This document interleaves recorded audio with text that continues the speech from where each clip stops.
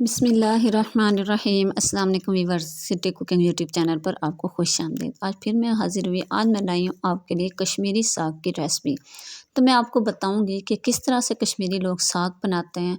हमारा और उनका साग पकाने का अंदाज़ मुख्तलिफ है, तो हम किस तरह से बनाते हैं वो तो आप लोग को पता ही है, लेकिन कश्मीरी लोग किस तरह से पकाते हैं और ये इसका कितना टेस्ट आता है। तो चलते हैं रेसिपी की तरफ। रेसिपी शुरू करने से पहले मेरी आपसे एक रिक्वेस्ट है, अगर आप चैनल पर नए हैं तो चैनल को सब्सक्राइब कर लें, बेल आइकन को प्रेस कर लें और वीडियो को एंड तक देखा करें। तो इधर ये मैंने सबसे पहले साग लिया। ये मेरे पास गंदले हैं, ताज़ी मेरे पास गंदले खेतों से तोड़ी हुई हैं। तो इनको सबसे पहले मैं इस तरीके से इनका ये छिलका जो होता है ऊपर वाला ये उतार लूँगी। ये थोड़ा सख्त होता है, इसलिए ज़रा गलने में मुश्किल होता है। तो इसलिए अगर हम इसको उतार लें तो हमारा साग बहुत जल्द से गल जाता है और जो है ये नरम बहुत जल्दी हो जाता है। इसलिए हम इस तरीके से बड़े आराम के साथ इसका ऊपर वाला ये छिलका उतार लेंगे। सारी गंदलें जो हैं उनका मैं इस तरीके से छिलका उतार लूँगी। तो अब इसको इस तरीके से बराबर करके छुरी की मदद से मैं इनको बारीक बारीक सा काट लूँगी। तो जितना हम इसको बारीक काटेंगे उतना ही जल्दी से हमारा साग जो है वो गल जाएगा। अगर हमने इसको थोड़ा मोटा मोटा काट लिया तो फिर थोड़ा गलने में ज़्यादा टाइम लेगा। इस तरीके से सारा मैं साग काट लूँगी। तो साग को मैंने काट लिया है। तो अब ये है मेरे पास पालक। पालक को मैं अच्छी तरह से साफ़ कर लूँगी, क्योंकि इसके अंदर कुछ पत्ते जो हैं वो ख़राब भी होते हैं। इस तरीके से चुन के साफ़ करके इसके मैं डंठल काट के साइड पे कर दूँगी। बाकी पालक सारी जो है मैं उसको इस तरह से बारीक बारीक से काट लूँगी। तो ये आप देख सकते हैं पालक को मैंने काट लिया है और इधर मैंने पालक को धो के साफ़ कर लिया अच्छा तरह से।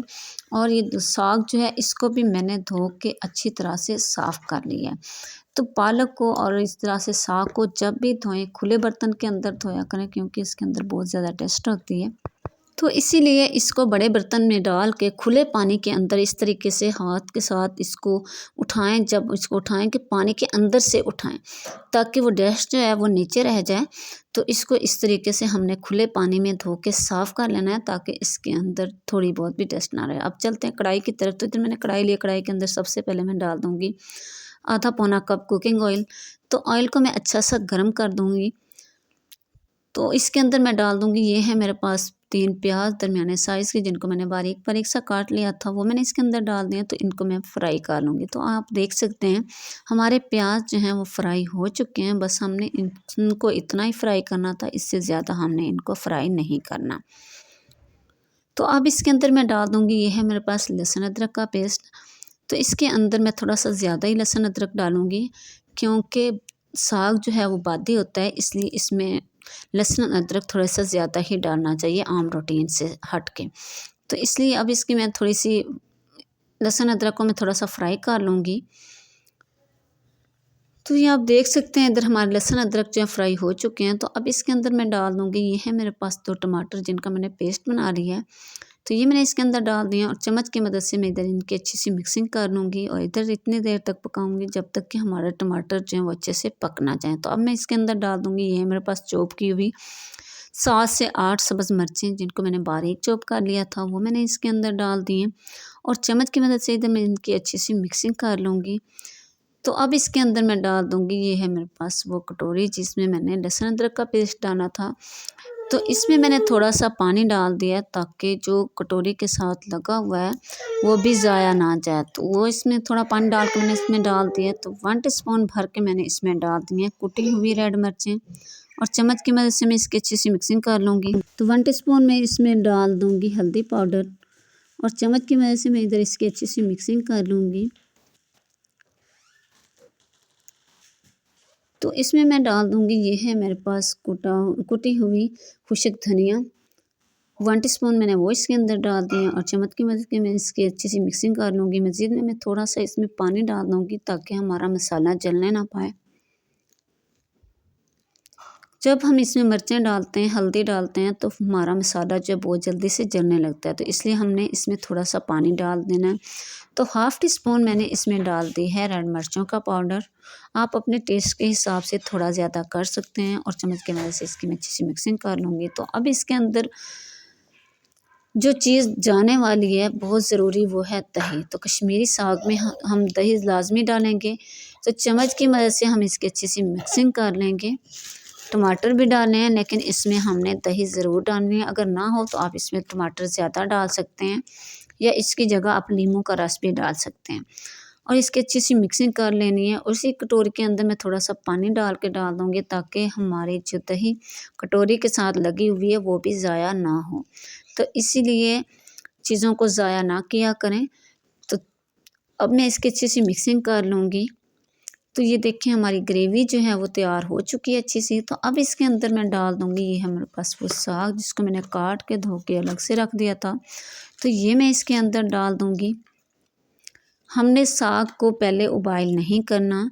जो आम हमारा पंजाबी तरीका है उसमें हम साग को उबाइल करते हैं, पहले गलाते हैं, फिर उसको उसमें मदिया वगैरह मार के अच्छी सी उसकी मिक्सिंग कर लेते हैं। लेकिन कश्मीरी तरीके में हमने साग को पहले उबाइल नहीं करना।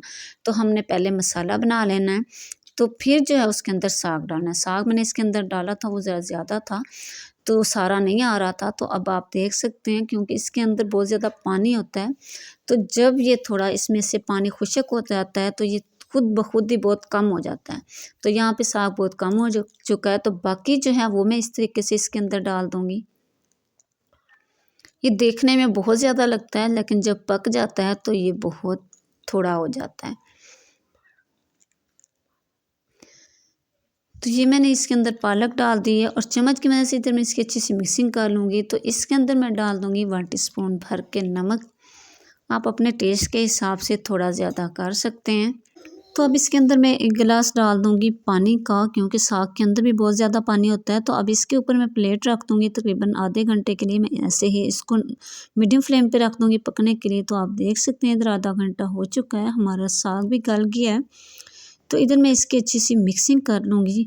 तो अगर आपने अभी तक मेरे चैनल को सब्सक्राइब नहीं किया तो प्लीज़ मेरे चैनल को सब्सक्राइब कर लें। ये आपकी तरफ से इनाम होता है कि हम कुछ अच्छा कर रहे हैं। तो चलते हैं फिर रेसिपी की तरफ। तो इधर मैं इसकी अच्छी सी भुनाई कर लूँगी इतनी देर तक कि जब तक साग जो है वो अपना घी ना छोड़ दे। तो इसके अंदर मैं डाल दूँगी, ये है मेरे पास रेड साबुत मिर्चें, 4 मैं इसके अंदर रेड साबुत मिर्चें डाल दूँगी और चम्मच की मदद से मैं इधर इसकी अच्छी सी मिक्सिंग कर लूँगी।